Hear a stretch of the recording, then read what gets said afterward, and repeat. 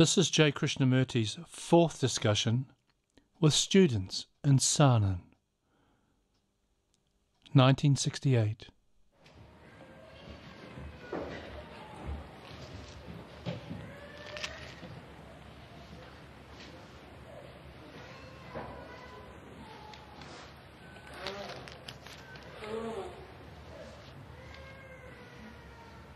What shall we talk over together this morning?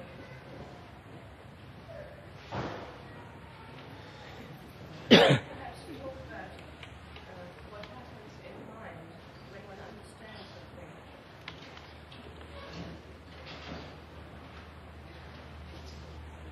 When one understands something? Yes, what takes place in the mind when one understands? What takes place in the mind when we say we understand? Is it possible to talk some about personal relationships, family and children? Let's talk about personal relationships, family and children.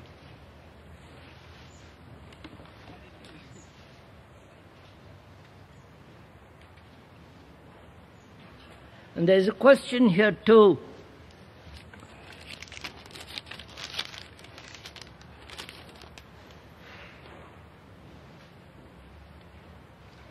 Is it possible for anyone actually to experience truth, reality, God, if they belong to any religion? Why is the question whether there is life after death so irrelevant?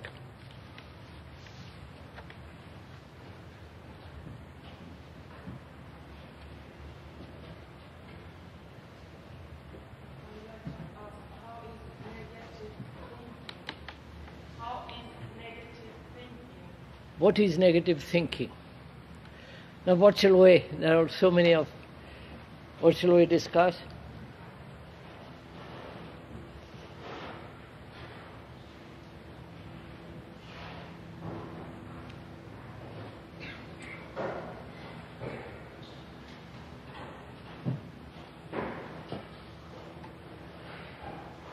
How is the interval between perception and reaction take place, come into being?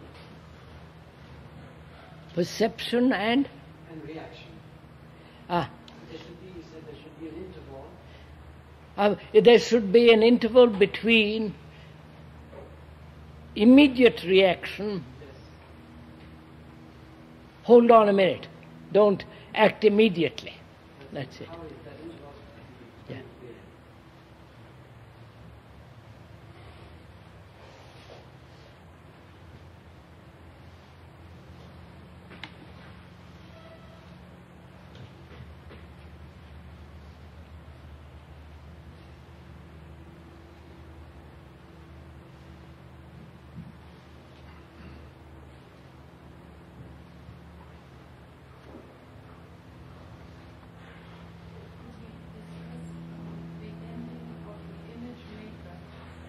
How shall we end building images? Ribbon? Is it a biological instinct?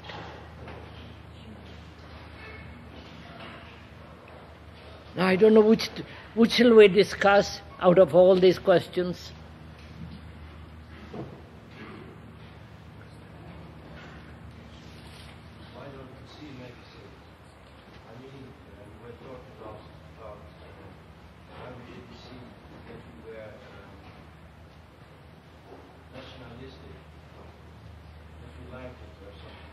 Why aren't we aware or know or be conscious the dangers of nationalism? Is that it? Now, which of these questions shall we take?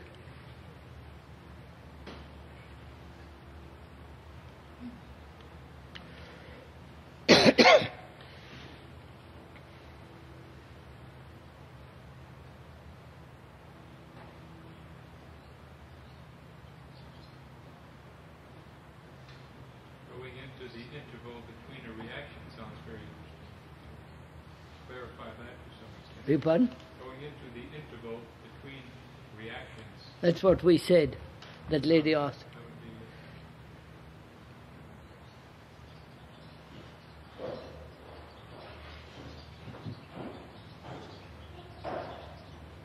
I don't know what to which thing shall we take? Can we talk about the self. the self?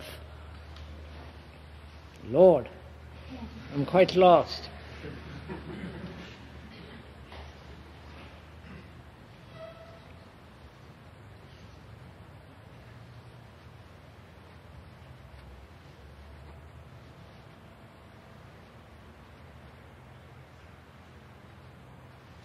Help me out, please.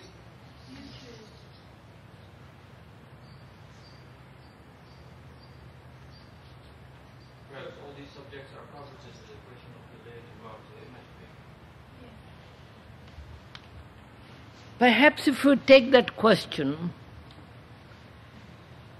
and we may cover most of the ground, most of the questions that have been asked.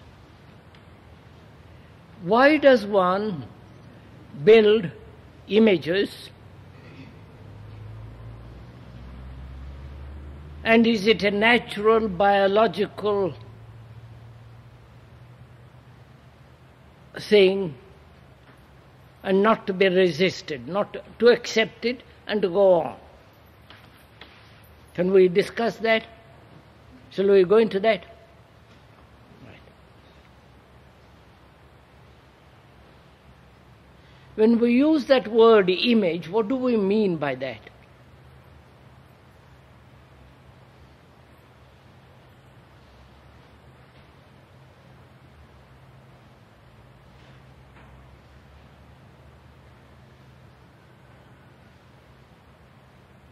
I build an image about you. Why? And what do I mean by that word, building an image about you? Is it because I cannot face the reality of what you are, or what you say or don't say, or you have said something which I don't like or like, and that like and dislike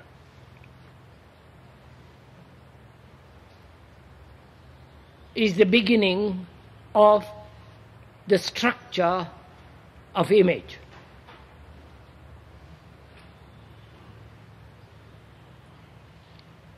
We mean by image, don't we, not only the thing carved by hand out of a marble and so on, but also the image that the mind builds, thought builds.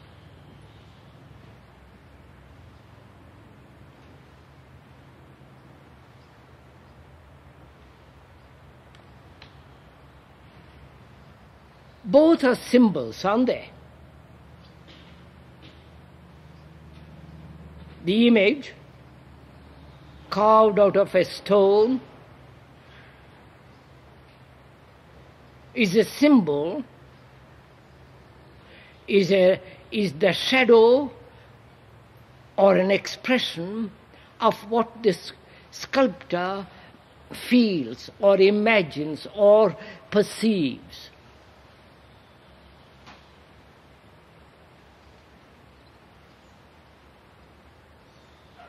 Right?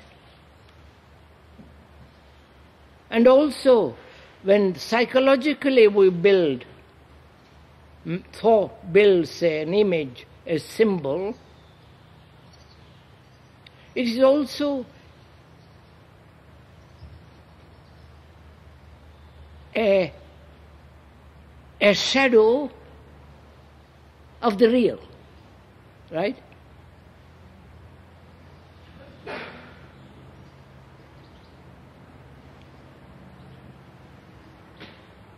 Madam, do you want to say something? Oh. No, please not. No, but I thought you're going to say something. No, please, you're not going to say something. No, please, not I want to.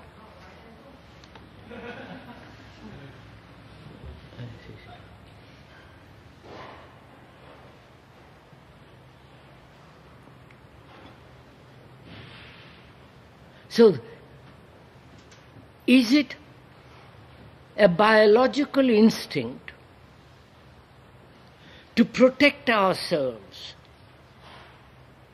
by creating a symbol, an image, a picture, so that I am protected, I am secure, I live in safety, I am not disturbed?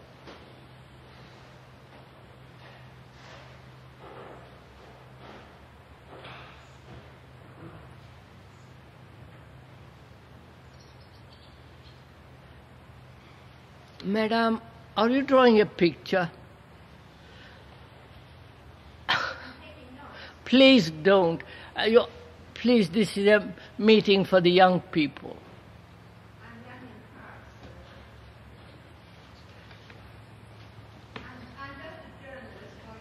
No, please, madam, I request you kindly not to take notes, because that is very disturbing for others.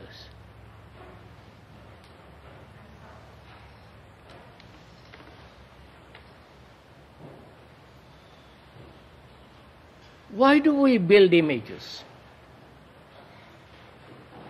Why do I, please let's go into this slowly. Why do I express in a stone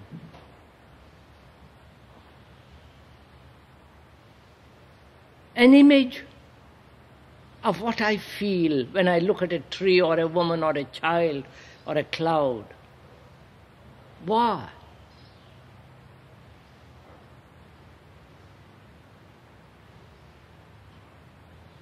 Isn't it partly I want to express myself? I feel something very strongly and I want to put it down on paper or express it in a stone. Right? Why? I'm not saying it's right or wrong. Why do I want to express?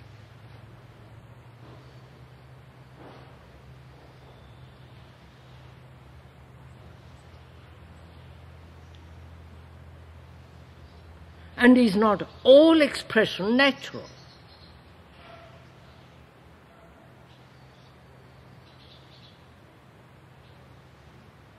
But is it natural to express oneself in a statue, in a poem? Is the expression of what I feel to be put into words? Does that give me a tremendous feeling of relief? I've expressed myself. I don't know if we are going together on this.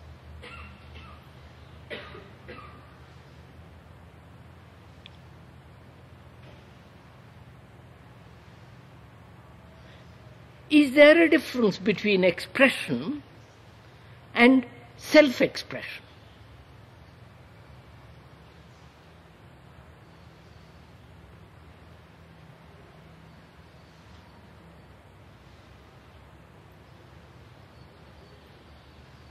When an artist paints a picture, is it self-expression, a self-fulfillment, or is he merely painting, which he feels without the self?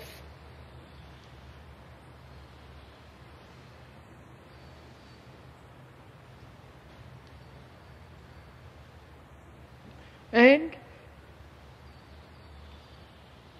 I have an image about you as my husband or wife, as my neighbor, and so on. Is that image necessary? Is that image a self-protective necessity?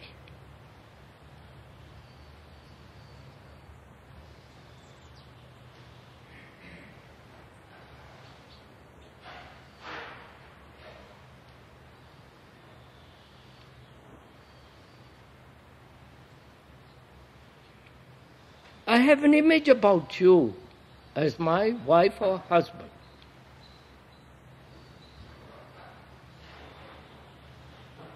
And that has been built up for many years.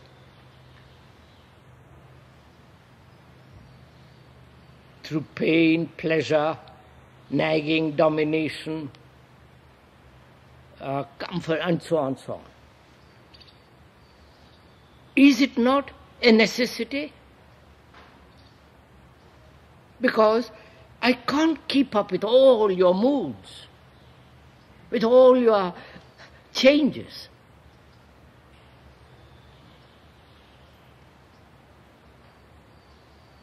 And so I have built an image about you, and that protects me from constant adaptation to you, constantly adjusting my picture of you. And so I have a permanent image about you. You are my wife, husband, you are this, you are that, and there it is.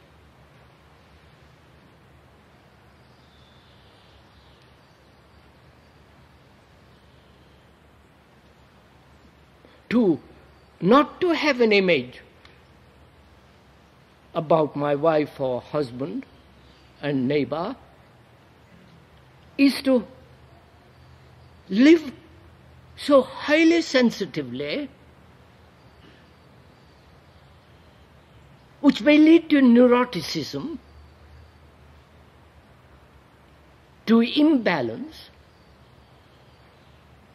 because I have to keep up, change all the time. I may not be capable of it.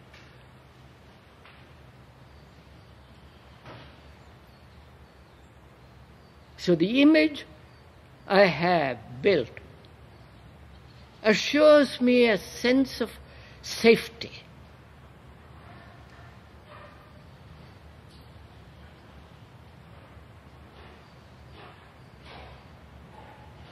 What do you say? I don't want, this isn't a talk, please. This is a exchange, this is talking things over together. You're asking if this was self-expression, and if all expression is self-expression. Yeah, I'm asking if all expression is self-expression, and is there such thing as expression without the self? That's one point. Second, is it a biological necessity to have images, both inward and outward?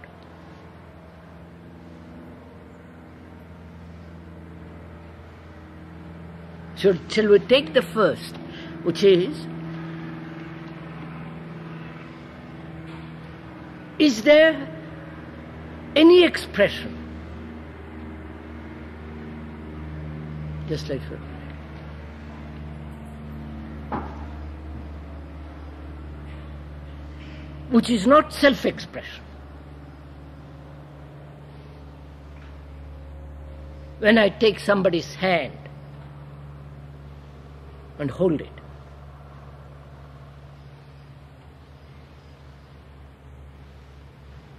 is there in it self-expression?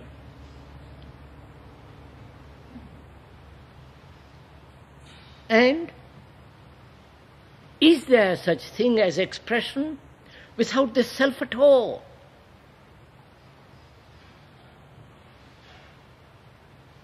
The self we mean, don't we? the accumulated memories, the experiences, the knowledge which the mind has gathered as my house, my wife, my neighbor, my country, my God, my ideology.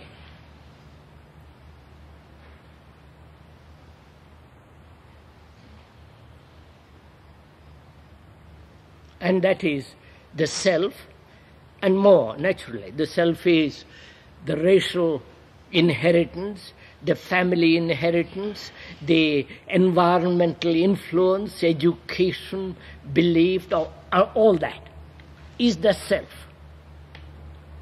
And is all expression, doesn't matter what it is, the most trivial to the most sublime, is that the expression of the self? No, really, it's quite an interesting question if you want to go, if you are willing to go into it. Wait, what? It depends on the person. The questioner says it depends on the person. And a person can act spontaneously. One can act spontaneously. Is there such thing as spontaneity at all when we are so conditioned? No, please, don't come to any conclusions. Let's go into it.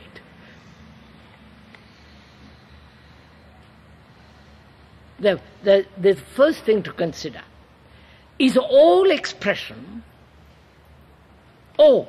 painting a picture, when I say I love my wife, when I hold somebody's hand, or when I feel something and I put it into a poem, into a sculpture and so on, is all that the self expressing itself? Or is there expression without the self?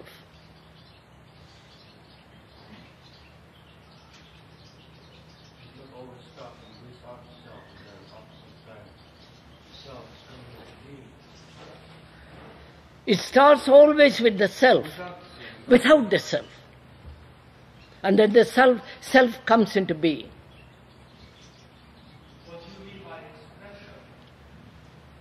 What do you mean by expression? Do you impute? Sir, may I finish that question? What do you mean by expression? What do you mean by expression? You?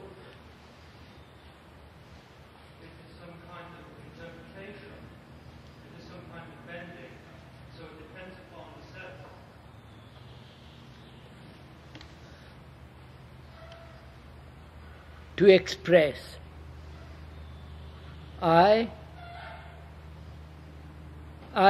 When I say I love you, I want to put it into words what I feel, or into a gesture, or into a signal. I feel something, both pleasure or pain, and I want to put it into words to communicate.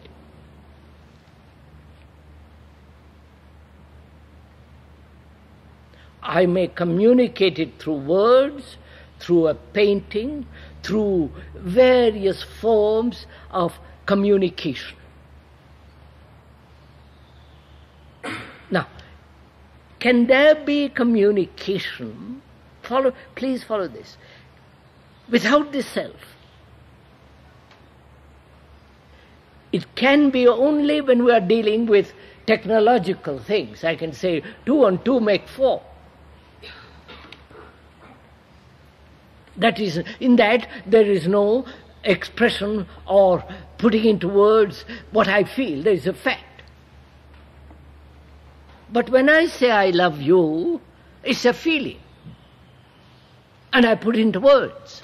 or I take your hand, or I do various things. So,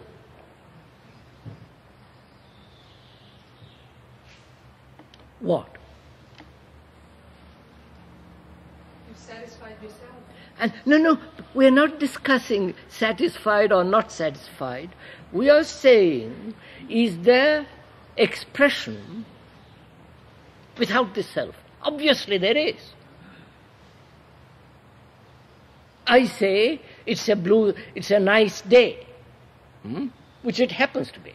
There are no clouds, no rain. You see the mountains, the beauty of the meadows, and I say, what a lovely day it is. There is no me expressing it.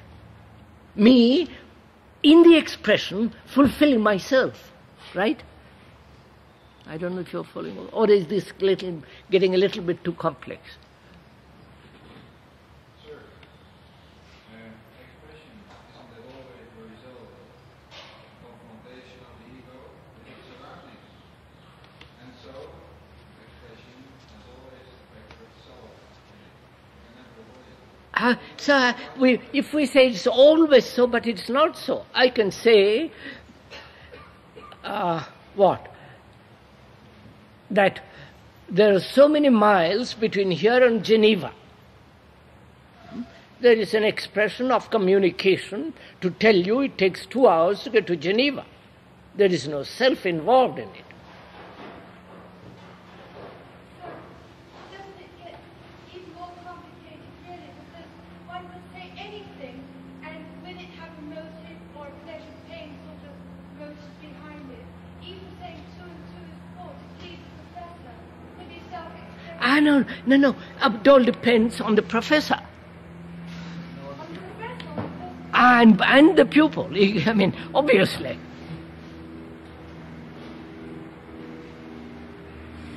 So that's one point. Let's leave it there for the moment. We'll come back to it a little later and take the other. Why do human beings, I don't know if the animals do,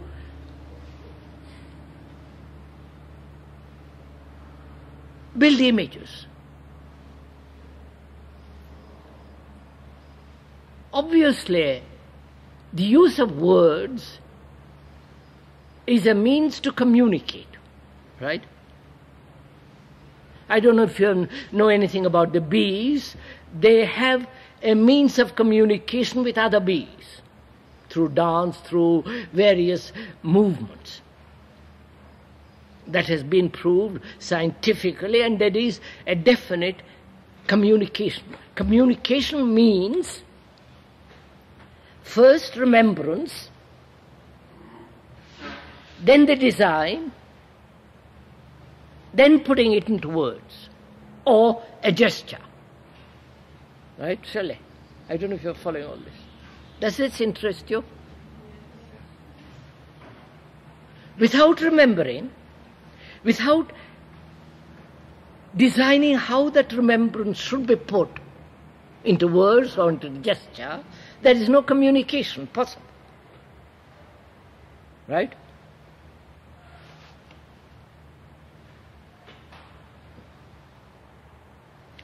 So, do I build images about my wife because I want to communicate with her?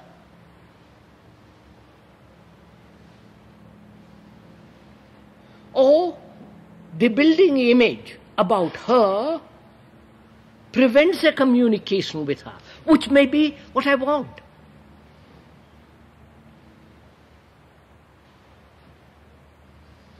Because she has hurt me, she has wounded me, she has done all kinds of things to me. So I don't want her to hurt me again, to remind me of all the things I have been through, so I have an image which protects me.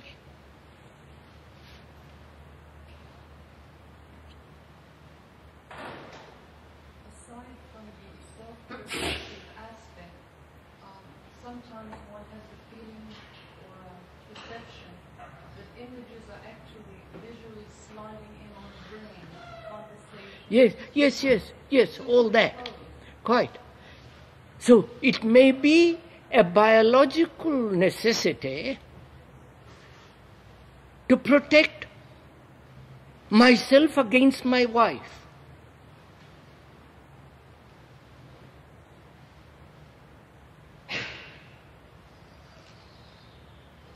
Because I don't want her to come too close to me. Except biologically, sexually, that's a different matter.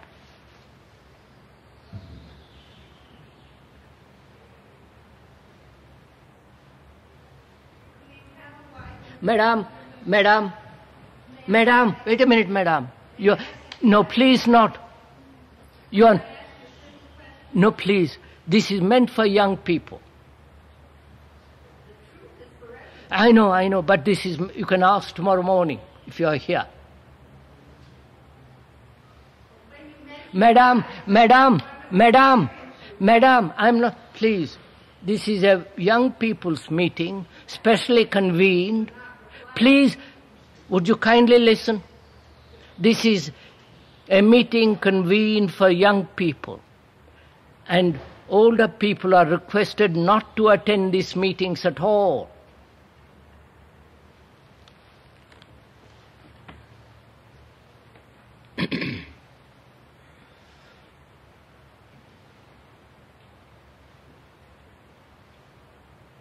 So do we build images to protect ourselves? Obviously we do. And if we do, will communication come to an end? And it does. Right? If I say to myself, you are a communist with certain dogmas and you insist, etc., etc., I have to yield to you or to resist you. Because I have my own theories. Or, if I live with you as husband, wife, or girl, and all the rest of it, if I have an image about you, is it possible to communicate at all?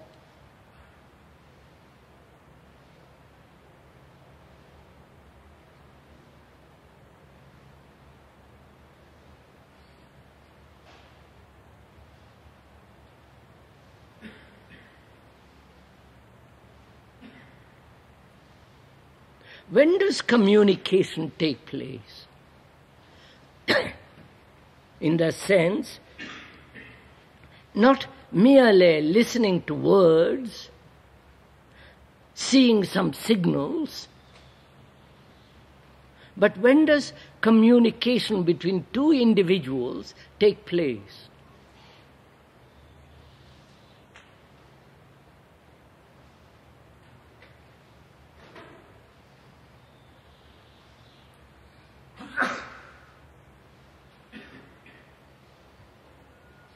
When you and I have no images about each other, then we are capable of listening to each other. No? So, is it possible not to create images at all,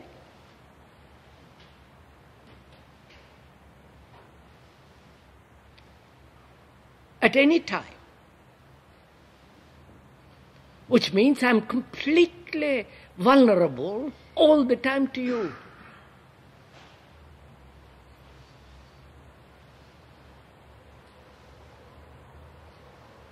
And therefore, when you say something unkind,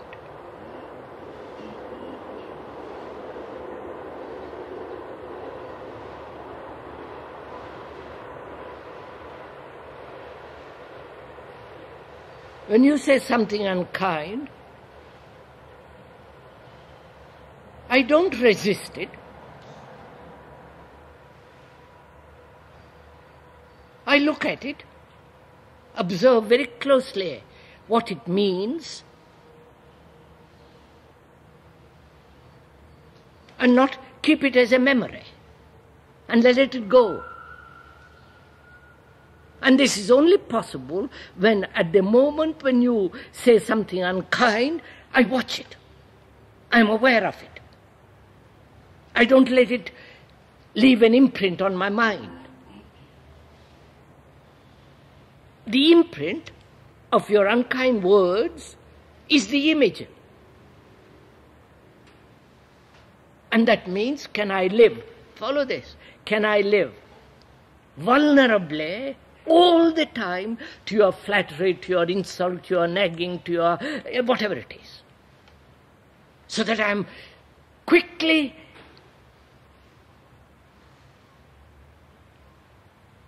aware that no imprint is left on my mind, and yet I'm in communication with you.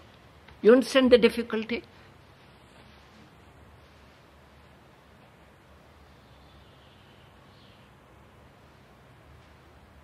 That means either I must live in complete isolation so that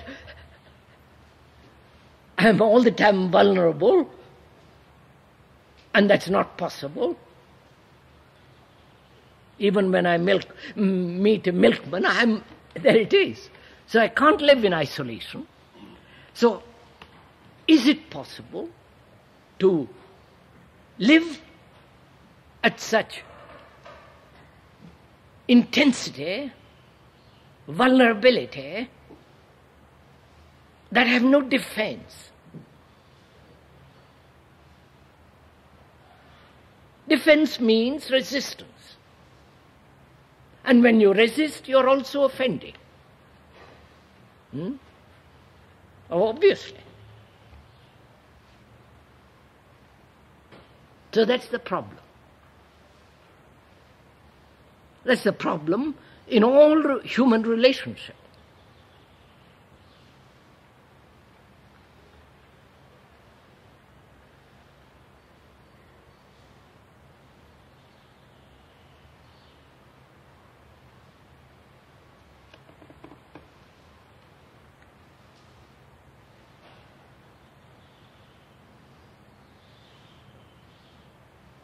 See how complex it becomes.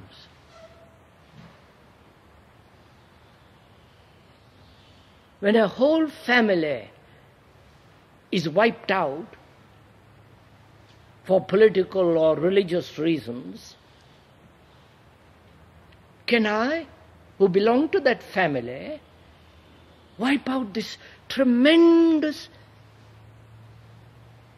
experience of agony?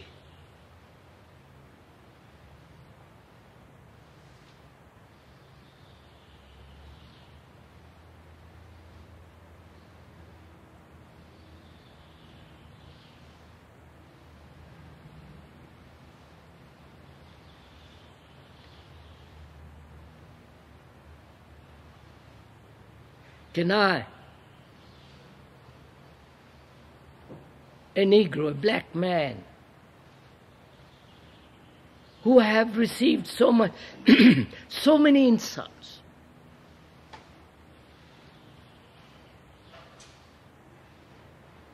which has been so ingrained from childhood, different education, different treatment, different way, all that. Can I forget all that, remove all the image and be directly in contact?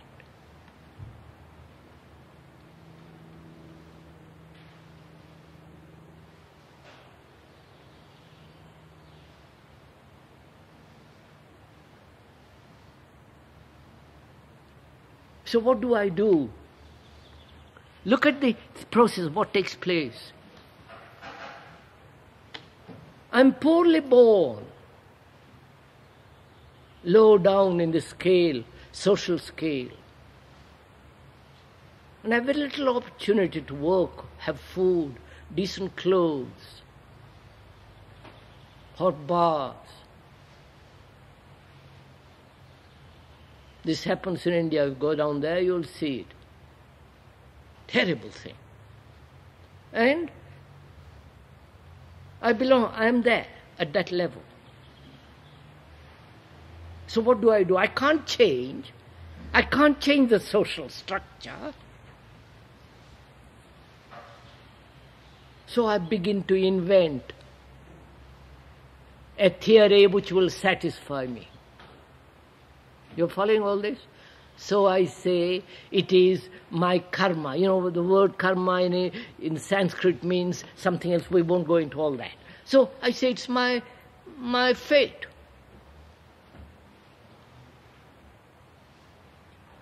Or I say, I must break up this system. I am revolt. I throw stones, bombs, do all kinds of things.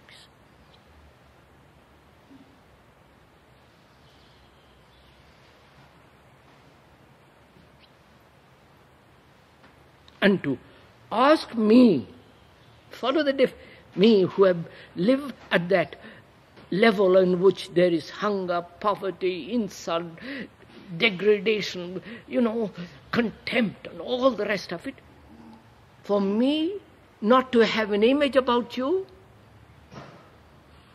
who are higher up in the ladder?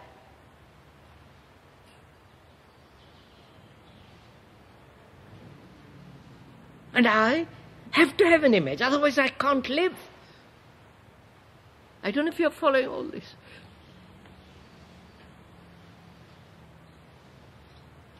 So I have an image that it is my fate, or God has wished it, or society is so corrupt, I can't change, I will join the communists, the socialists, and in the meantime, still I am there, low down.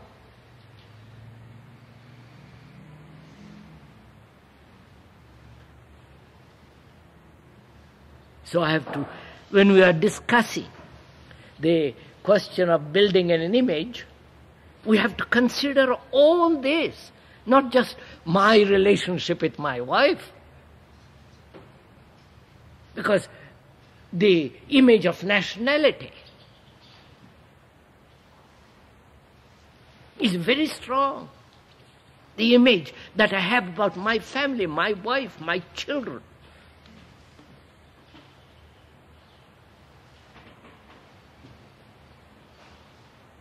We have got so many images, which is really my conditioning.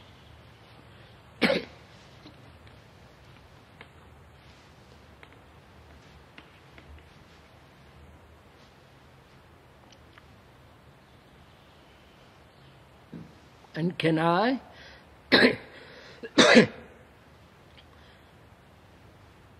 be free of them?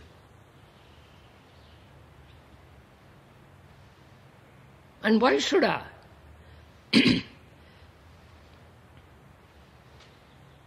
When it protects me,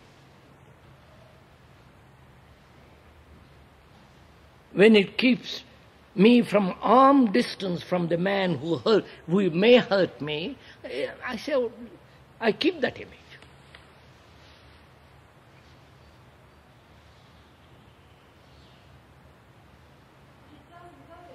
Huh? It doesn't protect me. It brings out a whole lot of other things like fears and pains and which wouldn't I know. It protects me in one direction and it doesn't protect me in other directions.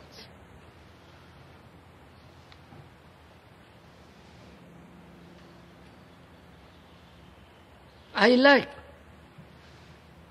to keep the image of pleasure which I have built. And I don't like to keep the image which is not pleasurable. So I have these two images. The one I don't want, the one I want. And so there's a battle. No?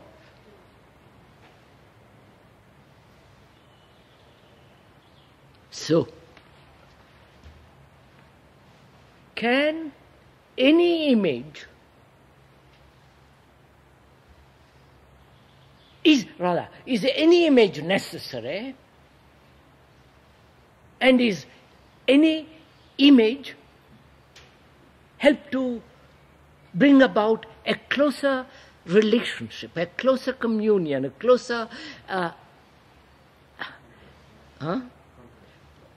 closer relationship with each other.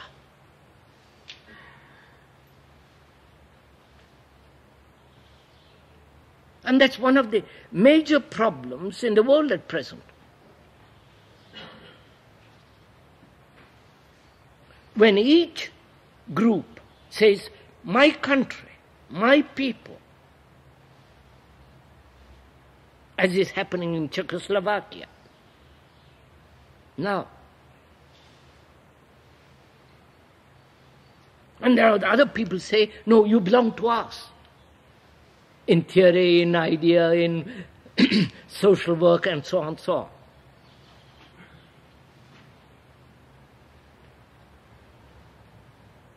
So I ask myself, and I hope you are doing it too,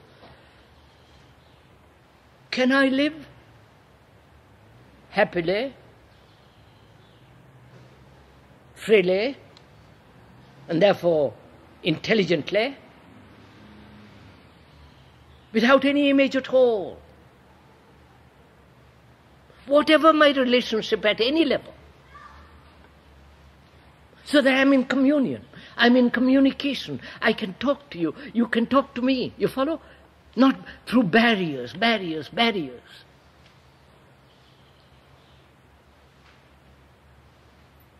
if you say, I insist on talking to you, you have created the barrier.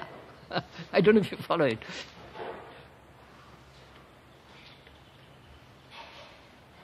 That's irrelevant. Now, can I live that way? Is it possible to live that way? So that there is no resistance at all. Which doesn't mean I yield to everything. You follow? I feel angry and I say it brutally to you.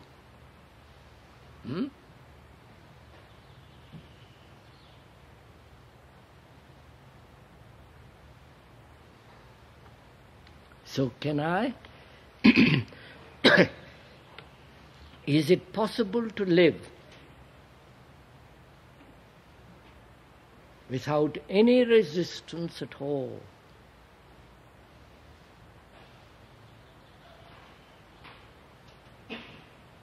Because the moment there is a resistance, there is conflict. You over there and I behind the wall of resistance.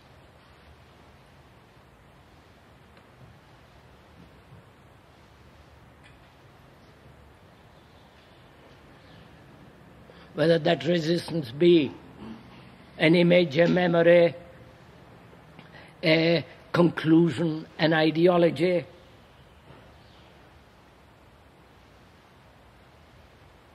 and so on.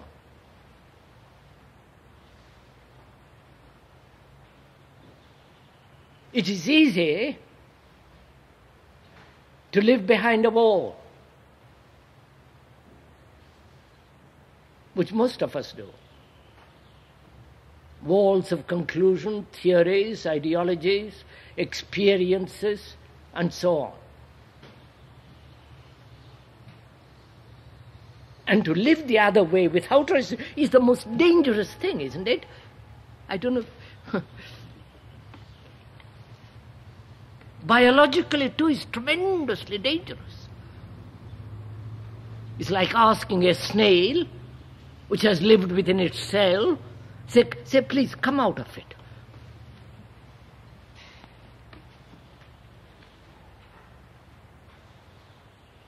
But the snail is different. Let's go into that. We have a cell around us. Shell of self-protective ideas, images, conclusions, experience, knowledge, memory, tradition, the heredity, the biological innate, I won't use that, biological instinct.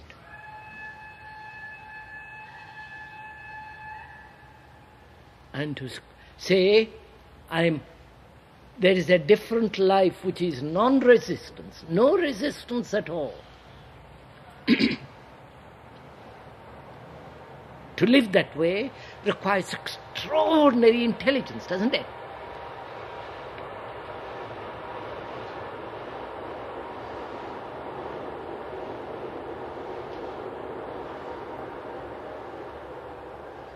Which means you don't belong to any nationality, to any religion, to any communism, socialism, capitalism, or whatever it is.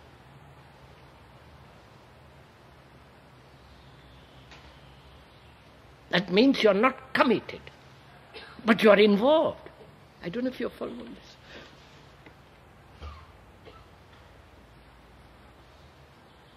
So can one live like that?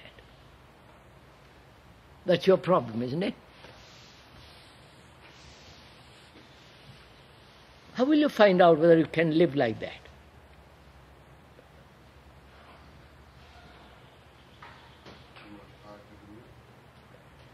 You must do it. You must try to do it. Now, don't ever try to do something. Do it or don't do it. It's so simple. Don't try. You don't say, I will try in front of a precipice. You say, well, I go away.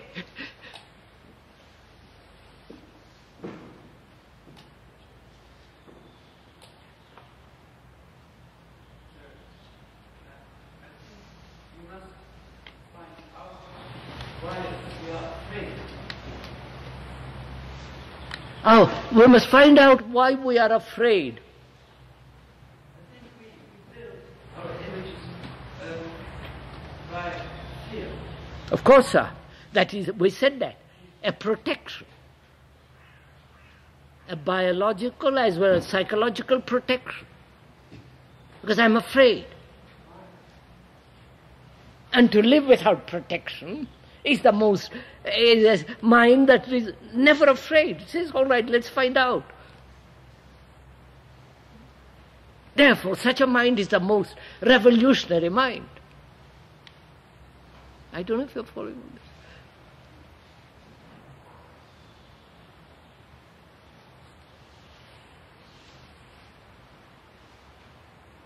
So it's only when the mind stops an insult or an action, so that it then becomes an insult or an action. If one's mind is more interested in the fact, it doesn't matter what anybody says or does, it doesn't go. That's right, sir. That is, can mind always be concerned with fact? That is, if you say something to me unkind, or tell me something which flatters me, can I look at the fact you're unkind because you're saying something which is true and which I call it unkind? You follow? And when you flatter me, can I see the truth of it, the idiocy of it, my taking a pleasure in words? I don't know if... So can I be aware at the moment of saying unkind or a pleasant thing? It means no judgment. Pardon? It means no judgment. It means no judgment. No, you look at it, sir, you will... I mean, this is a thing you have to live with.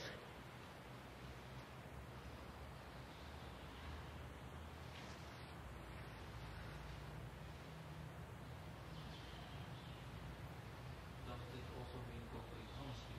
What's that? Doesn't it also mean complete honesty towards Of course, of course. Doesn't it mean complete honesty to oneself? Obviously.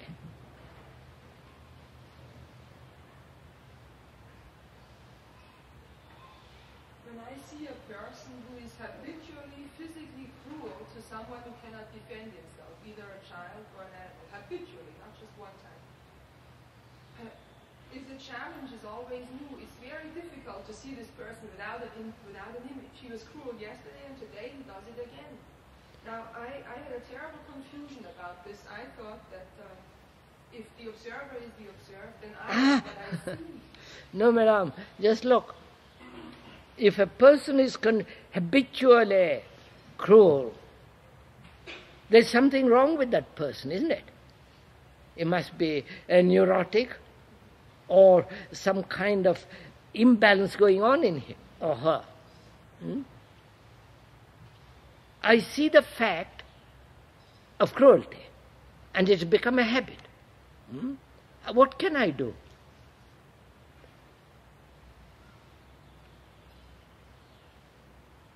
I am a neighbor. If I was a husband or wife or whatever it is, a relation, I can talk, I can ask her to go to the doctor or this or that. But I'm a neighbor, I can't do anything, can I? Or say, well, once or twice I can approach her and say, please. And she say, go to hell. I know, what am I to do?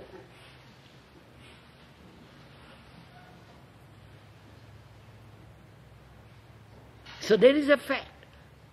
I can't do anything. So I don't get angry, I don't, etc., etc. There is a fact. If I can do something, I do it. If I can't, I can't.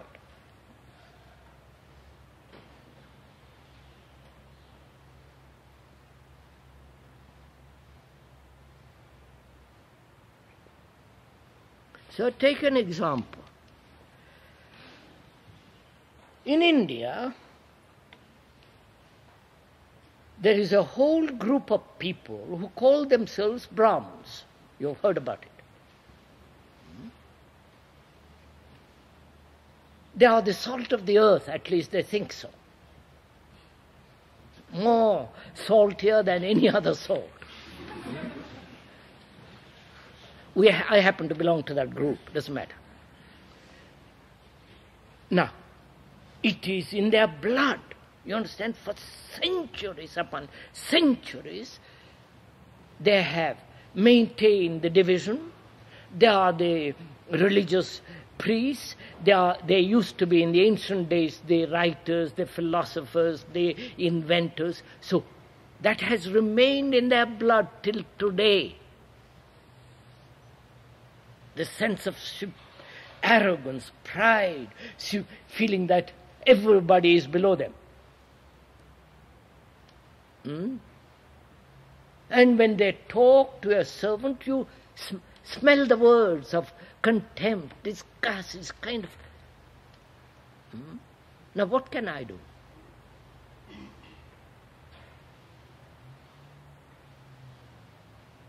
I happen to belong to that past, born there by accident probably, and what can I do? I can say, look, consider, don't be arrogant. But this becomes such a habit, such a tradition. You can almost move a mountain, but not not that group.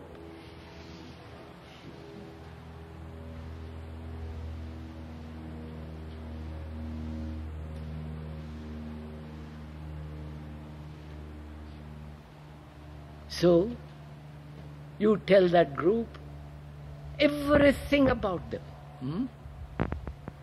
But they don't care because it's so ingrained.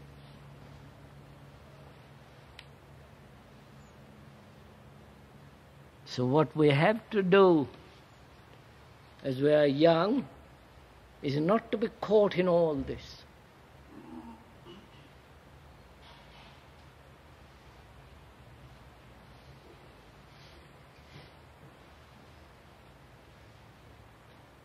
To break through this immense tradition that man has built throughout the world. The tradition of war, the tradition of nationality, the tradition of my country and your country, your race and my race.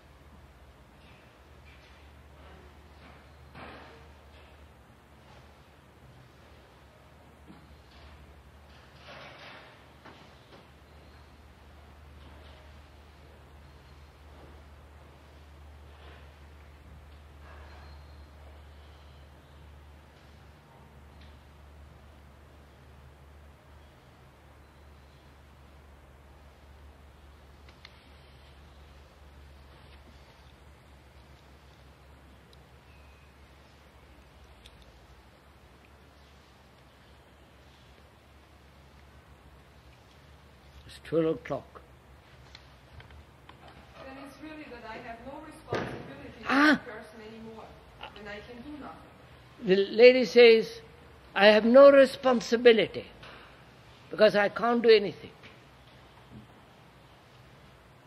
But hasn't one a greater responsibility?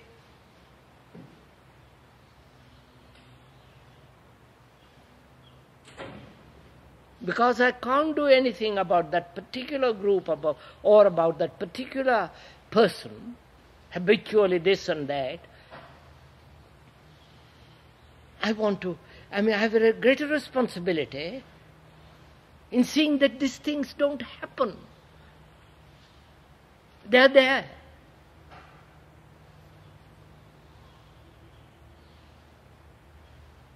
If I have children, I'll talk to them. I say, for God's sake, watch. Don't be caught in it. Be intelligent, be aware, discuss with him, go into all that. And if I have means of writing, I write about it or talk about it. I don't feel irresponsible. I'm full of responsibility. And that's why you are there and I'm here.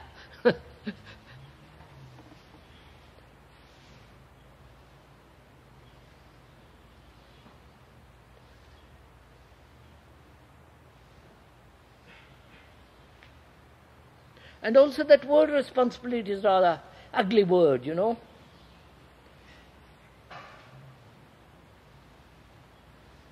Don't you think so?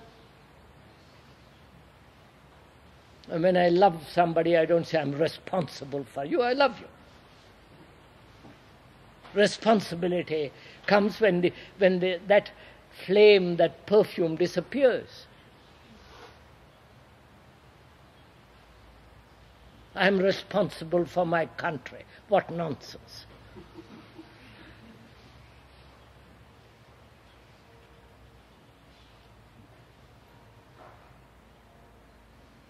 So that's why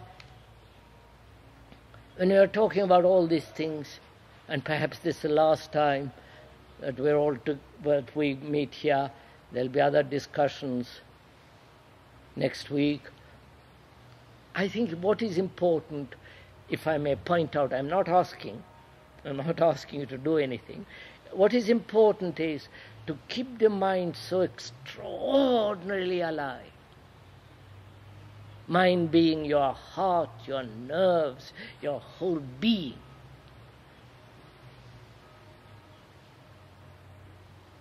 And it cannot be kept alive if there is any form of resistance.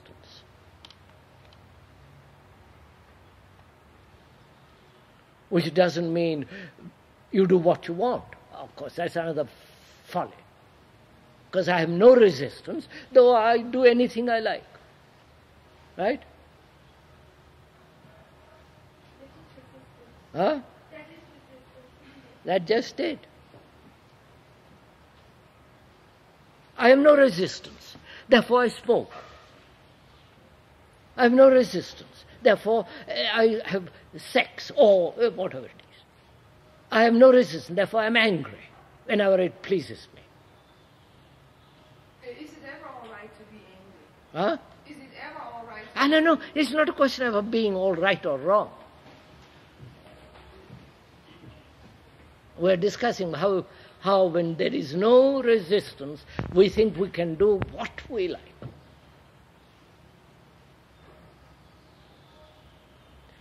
If you do what you like, that will create its own resistance, obviously. No? Huh?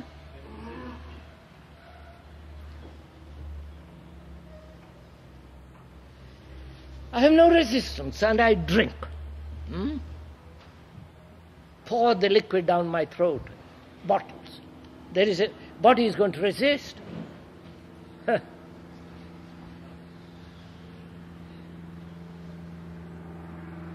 I smoke endlessly. The body is going to resist. Cancer, throat, sexually. Everything, if I do anything, because, I have no responsibility, I have no resistance, it itself is going to create its own resistance.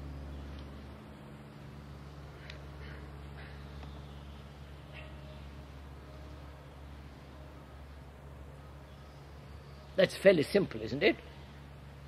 No?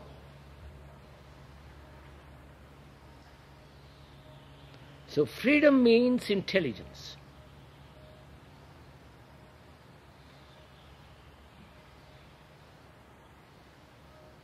And to be intelligent demands a great sensitivity of body.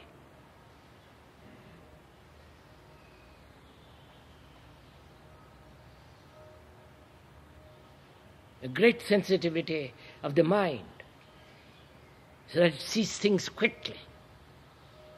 A mind that is doing what it likes all the time, it can't see clearly.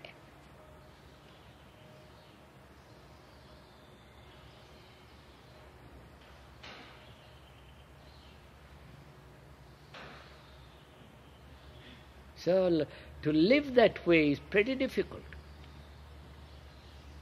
Live intelligently, freely. And because it is difficult, we build images, resistances.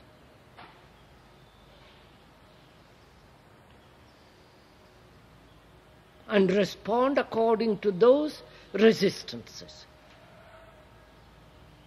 which has produced its own intelligence. And that's what we have. I don't know if you're following all this.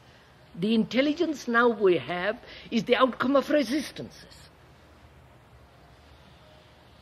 How to protect the country with the army. Therefore the army which invents, that's the intelligence we have. Is this simple? Of course. So we are talking of quite a different kind of intelligence.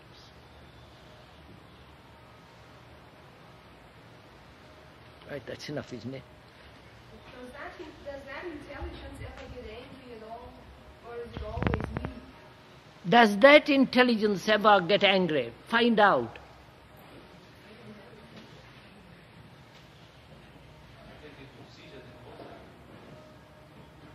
Look, I may be angry one day, a minute, and I say, I see it. I don't find excuses, I don't rationalize it, I don't say it's wrong, right. I see it. That's a fact. To see the fact is part of this intelligence.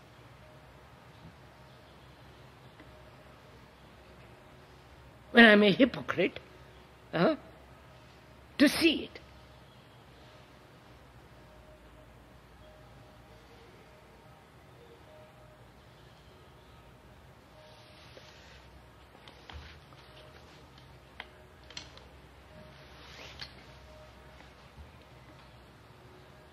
Anything else to this intelligence? You say it's part of this intelligence to see facts. Is there anything more? Anything else? Is there anything else? Is there? Is merely seeing the fact intelligence?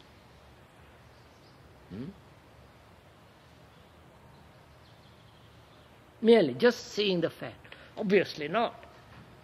It's part of this whole intelligence. Sir, it seems to be like a Chinese box. Huh?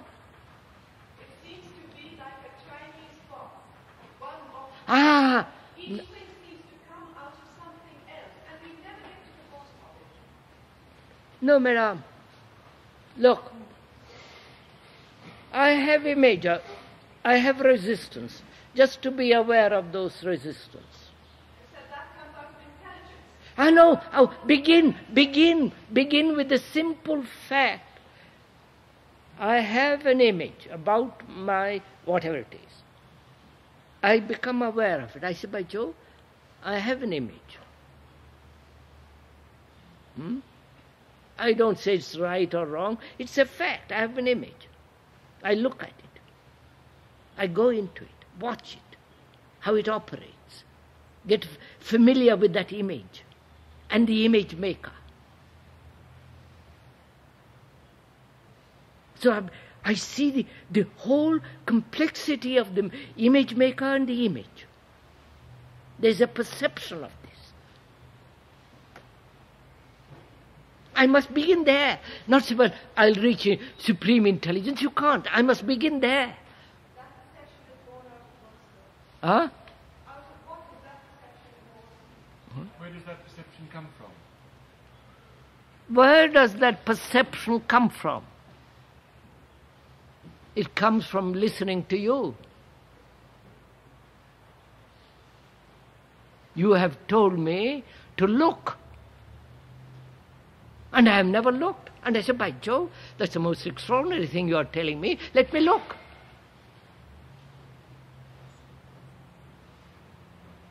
But if you say, well, casually listen, look and wander off, naturally. But if you say, look, find out, be earnest, be serious, for God's sake.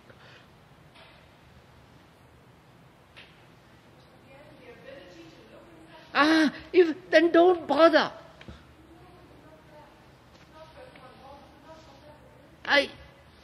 Of course. You know, there is a story, I'll make it short. There was a very well-known robber. He waylaid people, he killed them, he never killed them, got all their money, etc., etc. He had 4 sons. And one day he was dying, he called his 4 sons, and he said, let's pray to God, who has given us riches. He has helped us rob people so wisely. None of us have been hurt or prison. And he dies.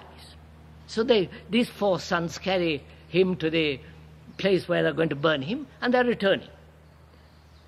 And as they're returning, they hear a man speaking about goodness. And all of them put their hands to their ears. They don't want to listen.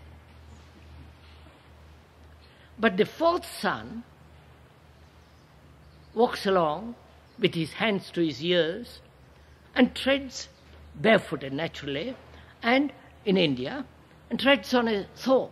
So he has to remove his hands. At that moment he hears, be good, be kind, be gentle. And he removes his thorn, and forever these words keep on repeating. Right? What's that? Forget it. If any defense is aggression, do I have to be always meek? I don't see how I can... I'm not meek. You see how you're translating? If I have no defense, must I always be meek?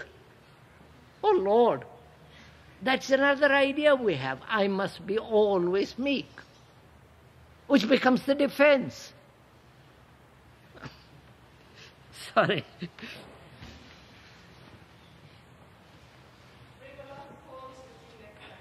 Huh? Right. Goodbye.